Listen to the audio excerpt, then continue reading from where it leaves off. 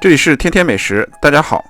很多网友说想不出喝什么汤好，今天就给大家介绍一个裙带菜海鲜汤，既好做又好喝，你也来试试吧。我们先把裙带菜洗一洗，多冲几遍，冲掉沙粒。然后我们拿2个公鸡蛋，再拿2个母鸡蛋，打匀备用。用打蛋器把蛋液打出泡沫就可以了，就打成这个样子。然后加一点盐，随后我们把裙带菜切成小条，再把豆腐切成小方块。这里的豆腐你要用老豆腐比较好吃。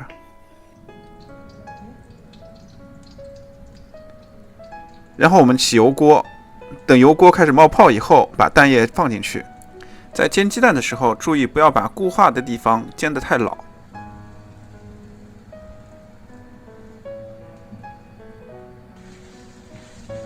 煎成这样就可以了。加少量油，放入虾仁和蛤蜊翻炒，不用炒得太熟，炒到80%熟就可以。然后加一点料酒去腥。随后我们拿出漂亮的汤锅，煮半锅清水。在煮水的同时，我们切一点葱花，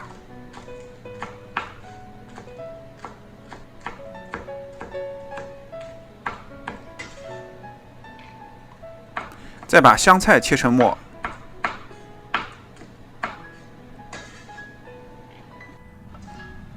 这时候水也差不多要开了，然后我们把虾仁和蛤蜊放进去。同时放入鸡蛋，略微搅拌一下，再放入裙带菜，然后我们盖上锅盖焖煮，等煮开以后，放入豆腐，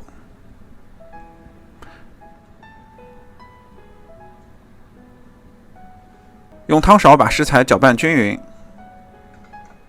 然后我们开始调味，加少量盐。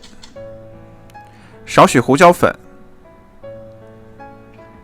再来点香油增香。这汤的食材本来就很鲜，所以我们不用加鸡精。等汤开了以后，就可以装盆上桌了。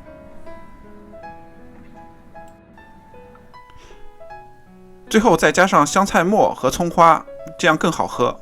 这样一道汤，味道鲜美，营养丰富，只用20分钟就做好了。小伙伴，你学会了吗？喜欢的话，赶紧点赞加关注吧。谢谢你的支持。